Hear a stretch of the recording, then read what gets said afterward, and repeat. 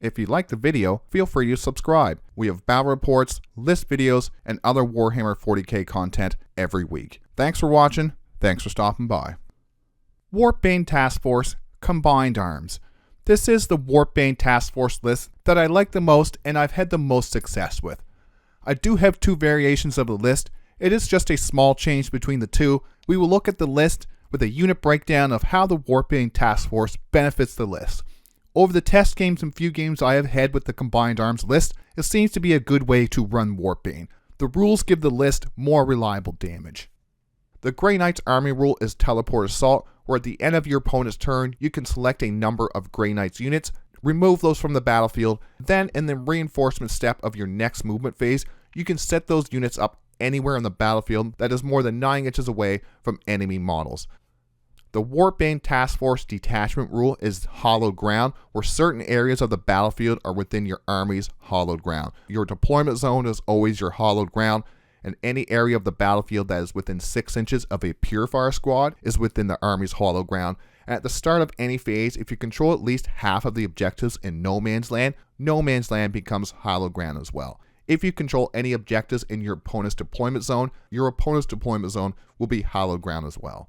Each time a model in your Grey Knights unit from your army makes an attack, you can reroll hits of 1. And if your unit is a Purifier or wholly within your army's hollowed ground, you can reroll the hit roll of 1 instead. So you can always reroll your hit rolls of 1, and if you're in hollowed ground, you can reroll your entire hit roll. Now let's take a look at these Warpbane Task Force. I've named these lists the Sons of Titan. It comes to 2,000 points. Our Warlord is Castellan Crowe. For our other characters, we have a Brotherhood Chaplain with the Paragon of Sanctity enhancement and a Grandmaster with the Radiant Champion enhancement. For a battle line, we have 2 units of 5 Terminators with a Side Cannon, Ancient's Banner, and a Nartheseum in each one of these units. We also have a 5-man Strike Squad unit with a Side Cannon and Close Combat Weapon. For other data sheets, we have 3 Nemesis Dreadknights with the Heavy Incinerator, Heavy Side Cannon, and the Great Hammer.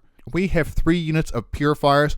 One is a big 10-man that we're going to join with Castellan Crowe, and it has 4 incinerators in that unit. The other 2 are 5-man units with 2 incinerators and 2 close combat weapons in each unit. For our allied unit, we do have Watch Captain Artemis. And that's the list. It comes to 2,000 points. The variation of this list, it still comes to 2,000 points. We drop the enhancement on that Brotherhood Chaplain, that Paragon of Sanctity, and we drop one of the Nemesis Dreadknights.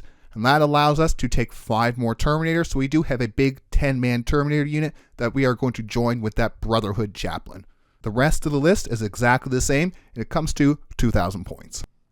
Start the unit breakdown with Crowe and his 10 Purifiers. I joined him with the 10 Purifiers to take advantage of some of the synergy between Crowe and the Purifiers. This will be our anti-infantry hunting unit, and this big 10-man unit will also be great for utility and spreading mortal wounds around the board.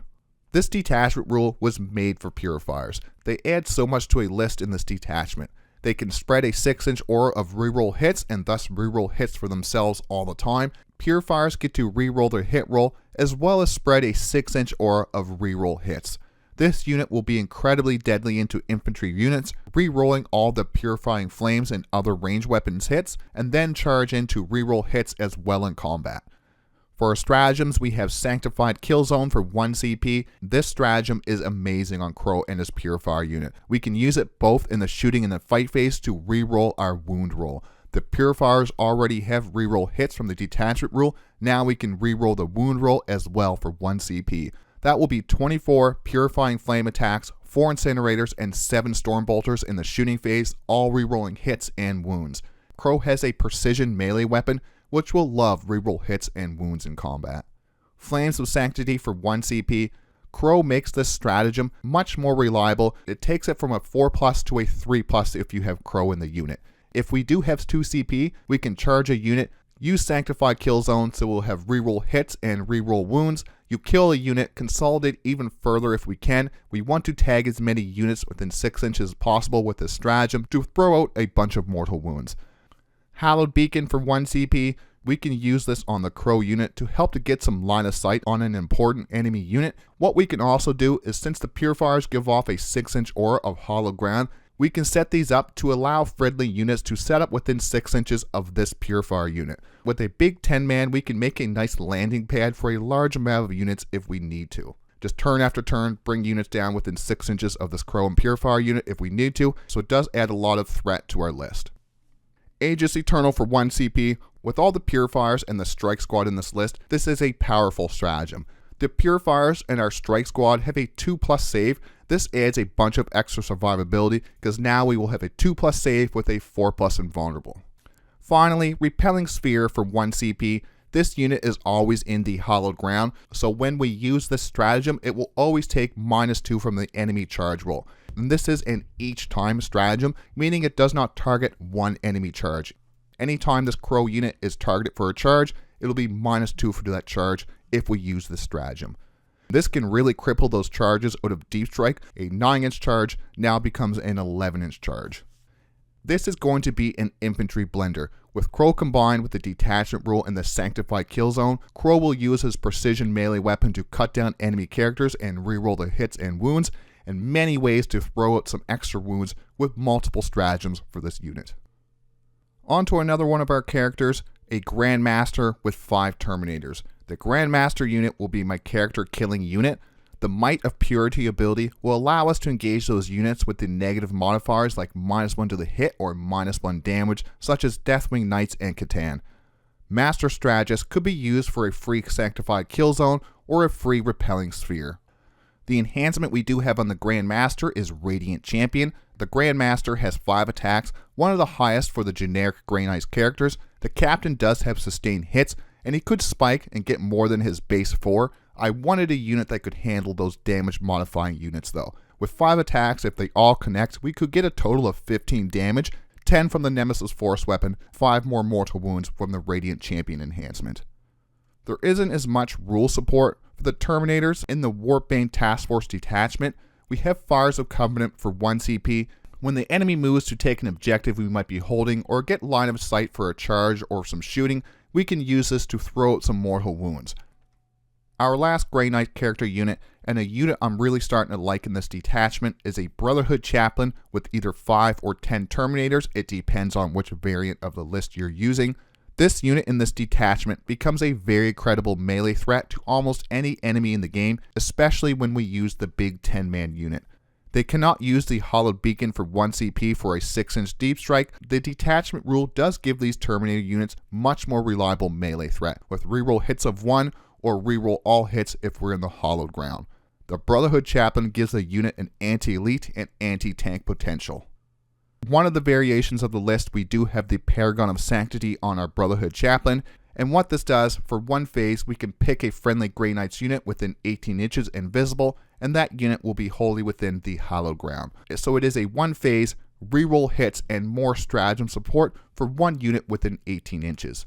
Throw it on that Grandmaster Terminator unit to take advantage of the Grandmaster's enhancement. It's not a must-have enhancement, it was more of a points filler. The Brotherhood Chaplain gives us +1 to the wound roll in melee, and +1 to the wound in melee is huge for the Grey Knights. We only have strength 6 melee weapons pretty much across our entire army. This is a big boost to our damage output. To get them in our hollowed ground detachment rule to have reroll all the hits. And the Brotherhood Terminator's Hammer Hand ability gives lethal hits to the unit as well. So reroll hits, lethal, and +1 to the wound in melee, all of a sudden these become a major threat. For our stratagems, Fires of Covenant and Repelling Sphere are used in the same way as our Grandmaster and Terminators unit.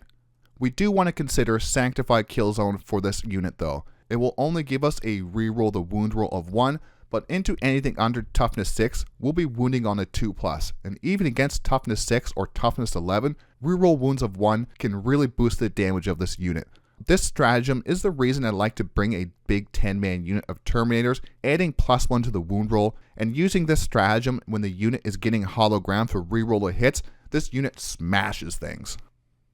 For our other battle line unit, we have the Strike Squad. The Strike Squad in this list are for utility and using their Sanctifying Ritual datasheet ability to sticky objectives. With Watch Captain Artemis in the list on our home objective, we can use this unit to scout 6 inches towards the no man's land objective, because yes, they do have 6-inch scout. There is not a lot of good stratagems for this unit in the detachment. Only being a small 5-man unit, we may want to save the offensive and defensive stratagems for other units in the list. The 2 stratagems we may want to consider is Aegis Eternal to give us that 4+ invulnerable save, and then Repelling Sphere for 1 CP, especially if we're in the hollow ground, to give -2 to the charges of enemy units. We also have our 2 units of 5 Purifiers, and these will be our scoring utility units. I want these giving our Nemesis Dreadknights in the list reroll hits. We can also threaten some other small to light medium infantry units as well with these Purifier Squads. We want to use the fact that these Purifiers can spread a 6-inch aura of the hollow ground detachment rule to our advantage. Some of the stratagems we may want to think about is Hallowed Beacon. This is a stratagem we will use on other units to drop within 6 inches of these Purifier units. We can use these 5-man Purifiers to give a 6-inch charge out of Deep Strike to our Strike Squad or our big Crowe Purifier unit. Fires of the Covenant, I want to use these to get points and giving rerolls to our Terminators and Dreadknights. If we need to, we can use this unit to move balk and throw out some mortal wounds, but it's not something I will do in the first few turns of the game. It's more of a late game play, because we don't want to lose these Purifiers too early, since they add so much buffs to the other units in our army. Aegis Eternal for 1 CP, having Purifiers at a 2+, 4+ invulnerable for 1 CP, fantastic. These units are key for keeping our Dreadknights rerolling hits and our Terminators rerolling their hits and being more overall reliable in their damage. Do not get these killed early. The opponent will be trying to kill these smaller 5-man units early. You can't go wrong with Purifiers in the Warpbane Task Force detachment. Next up is our Nemesis Dreadknights. You can either have the 2 or the 3, it depends on which list variation, and the detachment rule Hallowed Ground. This is where the warp magic begins for these Nemesis Dreadknights. The detachment rule, oddly enough, is not infantry only, like 80% of the other rules in the detachment. This is any Grey Knights model, including Dreadknights. And that will give us reroll hits on these heavy side cannons, 18-inch range, 6 shots, hit on 3+, strength 10, AP 2, damage 3, ignoring cover. When you're rerolling hits, these become much more reliable. I wanted the regular Nemesis Dreadknight instead of the Grandmaster Dreadknight for the advanced shoot and charge threat. With reroll hits from the hollow ground, they become a dangerous shooting threat for any toughness 10 or less units.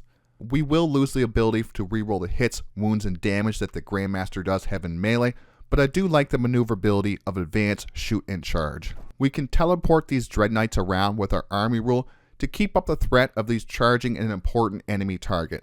They have a 4+ invulnerable save, so they need to be focused down, soaking up shots that would one-shot our infantry models.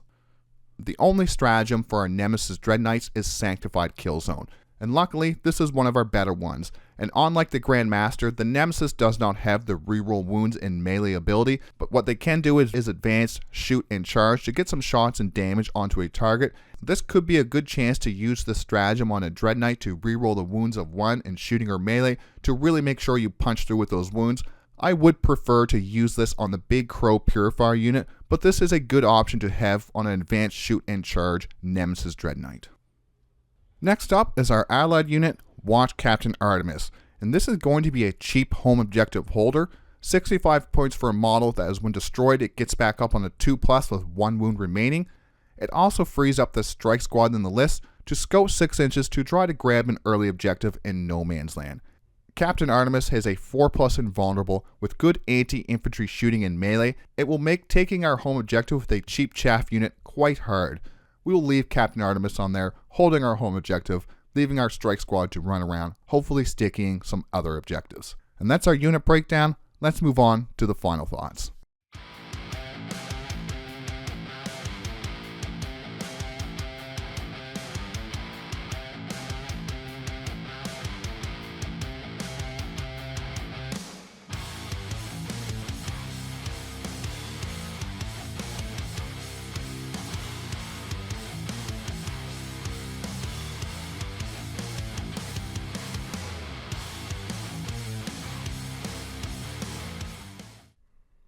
This list will be featured in the next Grey Knights battle report. This will be my last Warpbane Task Force list. We will move on to more Grey Knights content such as deep dives, tip videos, and other similar content to the Custodes style videos.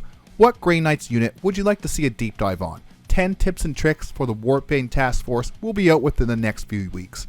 If you enjoyed the video, subscribe for weekly battle reports, list videos, and other Warhammer 40K content. And like always, thanks for watching, thanks for stopping by.